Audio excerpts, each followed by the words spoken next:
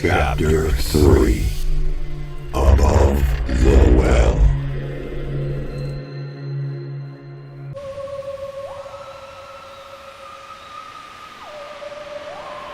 A large crowd gathered around the peak of the mysterious well, shouting and chanting in all different languages. They marched around the stone circle.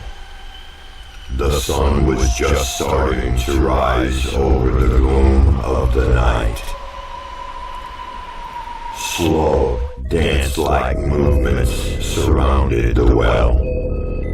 About 75 belonged to this popular cult known for their ruthless sacrifices.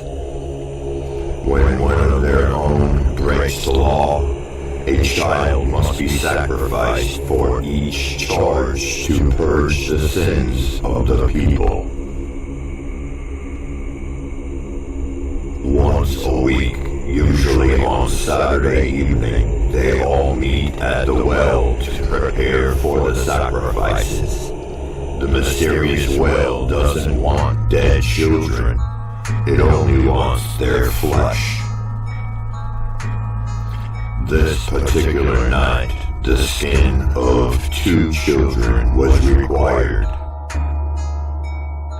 They must please the demons that are hostage to this well. It was like this endless well was somehow alive, with a hunger for power and a deep thirst for death. But this cult, named Leviathan's, loved and worshipped with pure hypnotic evil, sworn to rid the world of the weak souls. The Leviathans are dangerous, venomous creatures of the wicked night. Each member was gifted with their own special and unique powers of fire, lightning, and even powers of poison. No 2 members had the same power or strength. As they continued to circle the well, the men, the women, and especially the children would cut their wrists and forearms over the mouth of the well. Their dark blood dripped down the walls, feeding the demons below. The leader, Nicodemus, silenced the congregation with a single shout, with a stern, deep voice. 2 parents must choose to offer their children. This is difficult, but the crimes must be paid for. The members looked around at each other to see who was going to take the initiative, but no one was eager to even move a muscle. Nicodemus cleared his throat as his words became deeper and full of anger. "Then I must choose for you." He pushed his way into the crowd of people that he called his own, searching for the first child he would offer. His eyes finally fell upon the one, an infant asleep in her mother's arms, was begging to be sacrificed.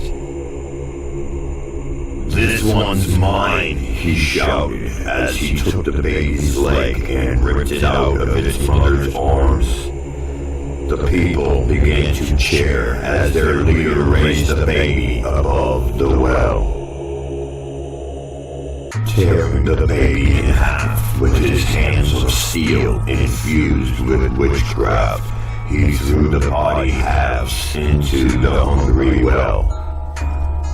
The mother felt saddened and ashamed, but she believed that she would be rewarded someday for her offering. "I need one more," he shouted another warning. Deeper into the crowd, blood dripping from his tight leather gloves. Pieces of flesh paint his white trench coat.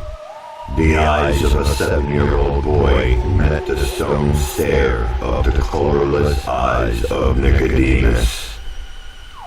He began to cry, screaming and begging for his life. The boy will be his last victim for the night. Nicodemus grabbed the boy by his long blonde hair, dragging him to the center. Out of his pocket he took his small knife and began to slice large, bloody chunks of flesh and meat from the little boy's fragile body. Screams deep from the boy's soul as he was being shredded alive, piece by piece.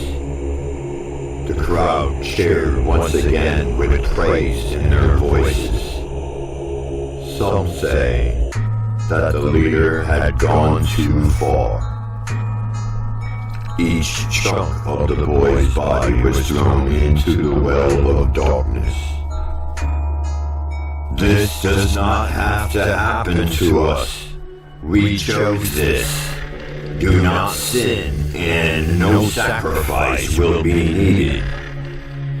Keep yourselves pure. We will all meet here next week. This was a different type of speech for him. He usually just says goodnight to everyone. He actually does not hate children, and he has always been a kind leader. He had 2 twin girls that he loved more than his own life. Years ago, the well tested his obedience and ordered him to sacrifice both of his daughters for the good of the power that the well of darkness brings.